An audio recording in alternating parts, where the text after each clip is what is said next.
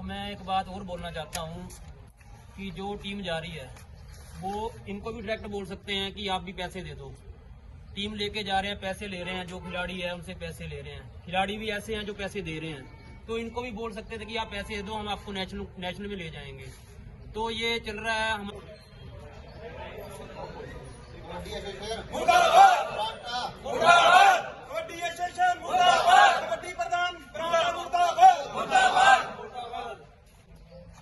Kabaddi association मुर्दाबाद, kabaddi association मुर्दाबाद, मुर्दाबाद, मुर्दाबाद, मुर्दाबाद, कबड्डी एसोसिएशन मुर्दाबाद, हिमाचल कबड्डी एसोसिएशन मुर्दाबाद।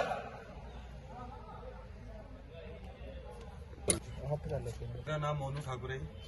हाल ही में जो चर्चा हो रही है ये हो रही है कबड्डी एसोसिएशन को लेकर।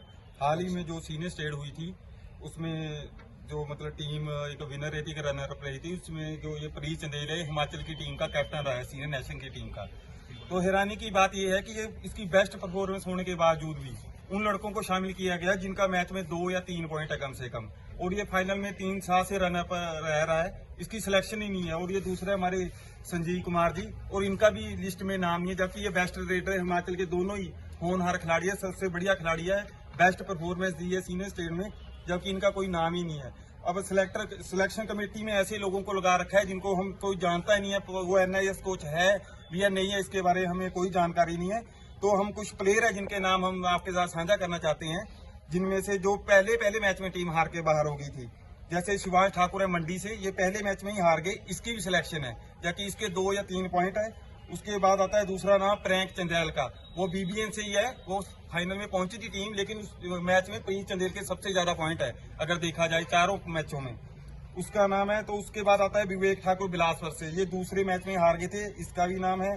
और ये रजत चौधरी है कोई मंडी से, ये पहले मैच में हार गए थे, इनका भी नाम है। उसके बाद आ जाता है जितेश किन्नौर से, इनका भी नाम है, पहले मैच में हार गए थे।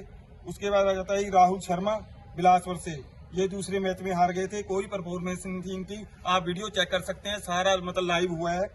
उसके बाद देखो जी, लाहौल स्पीति से खेले थे 2 लड़के हमारे नालगढ़ से, हमारा किसी से कोई जाति भेदभाव नहीं है, लेकिन अगर परफॉर्मेंस की बात की जाए तो उनका नाम भी इन्होंने कैंप में रखा हुआ है। यह है बलदेव सिंह लाहौल स्पीति से, कुणाल मेहता लाहौल स्पीति से, आकाश प्रेशर जो पहले मैच में जिसके इंजरी हो गई थी, बढ़िया खेला, उसके बाद उसने कोई मैच नहीं खेला, उसकी भी सिलेक्शन है कैंप के लिए।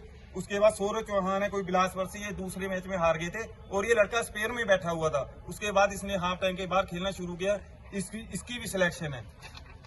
आप क्या कहना चाहते हैं कि पिछले दिनों भी ये काफी मुद्दा उठा था? हाँ जी, पहले भी अजय ठाकुर जी ने इसके बारे में काफी मुद्दा उठाया था, लेकिन उस मतलब राजनीति के कारण पता नहीं क्या हुआ, उनकी बात को सुनवाई नहीं की। जब हमारे हिमाचल के जिन्होंने पूरे देश का पूरे वर्ल्ड में नाम रोशन किया है, उनको क्यों नहीं सिलेक्शन कमेटी में लगाया गया? और ये किस प्रकार का व्यवहार है प्लेयरों के साथ, जो मतलब 10-10 साल से ये दोनों लड़के मेहनत कर रहे हैं, इनका लिस्ट में नाम ही नहीं है। कुछ और लड़के भी है जिनका लिस्ट में नाम नहीं है, लेकिन उनके ऊपर राजनीति का प्रेशर बनाया जा रहा है, उनको धमकाया जा रहा है कि अगर आप खुलकर अगर बात करेंगे तो अगले साल आपकी सिलेक्शन कट जाएगी।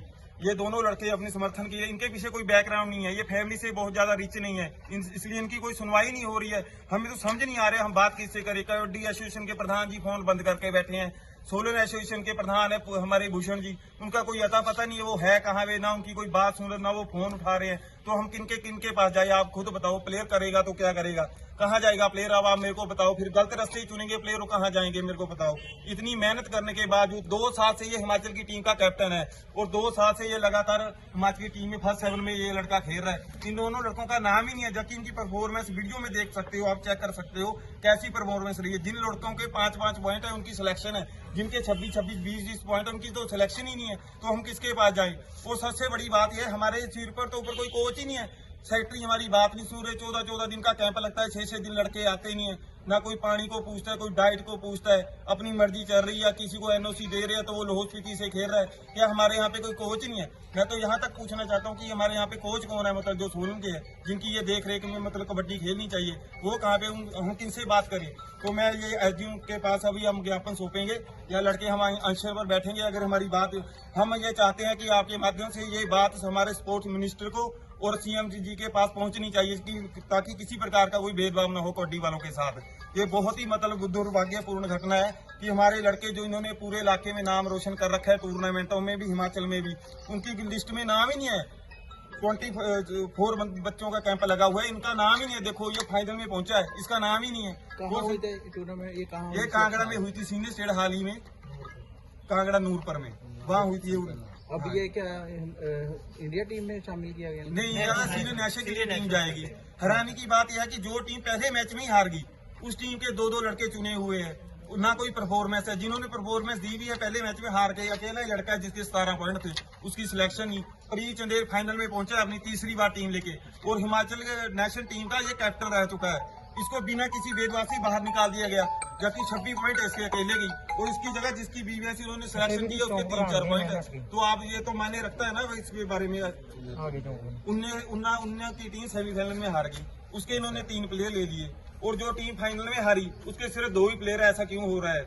हमें इसके बारे में हमें समझ नहीं आ रहा है जाए किसके पास। प्रधान जी फोन बंद करके बैठे हैं, सोलन के सेक्रेटरी फोन नहीं उठा रहे हैं, तो आप बताओ हम किसके पास जाएं? और सबसे बड़ी बात है, अब फिर बात करते हैं कि हिमाचल का मेडल नहीं आता। मेडल कैसे आएगा? सीनियर स्टेट पिछले मंथ की हो चुकी है, अब ये लिस्ट निकाल रहे हैं सिर्फ 10 दिन पहले, और उसमें भी ये भेदभाव कर रहे हैं। जिन लड़कों ने परफॉर्मेंस दी उनका नाम ही नहीं है इस लिस्ट में। सबसे हैरानी की बात है, क्या वो लड़के कैंप के लिए भी नहीं डिजर्व करते? जो हिमाचल की टीम का कैप्टन रह चुका हो 2 साल से, फर्स्ट 7 का प्लेयर हो, उसका लिस्ट में नाम ही नहीं है। सबसे हैरानी की बात हुई, ये संजीव बीच कबड्डी में इंडिया कैंप लगाया हुआ, इनका नाम ही नहीं लिस्ट में। क्या ये कैंप के लायक भी नहीं है? जिन लड़कों के कोई पॉइंट ही नहीं है, जो लड़के कोई कोच का लड़का है, कोई सेक्रेटरी का लड़का है, कोई बैडमिंटन खेलता है, वो भी कबड्डी में स्पेयर में, तो उनका भी लिस्ट में नाम। और पूरी वीडियोग्राफी हुई है, जो ये पूरी वीडियोग्राफी हुई है। हम चाहते हैं कि निष्पक्ष जांच हो, एसडीएम से भी, सीएम से भी, और स्पोर्ट मिनिस्टर से कहते हैं कि आप जरूर इसके बारे में। पहले भी अजय ठाकुर जी ने इसका मुद्दा उठाया था, पर उन्होंने किसी की सुनवाई नहीं दी। सबसे हैरानी की बात यह है कि हमारे देश का, हमारे नालागढ़ का, जिन्होंने पूरे इंडिया में, पूरे वर्ल्ड में नाम करा है, उसको क्यों नहीं कोच लगाया गया? हैरानी की बात यह है। मेरा नाम देविंदर सिंह है जी। तो मैं एक बात और बोलना चाहता हूँ कि जो टीम जा रही है, वो इनको भी डायरेक्ट बोल सकते हैं कि आप भी पैसे दे दो।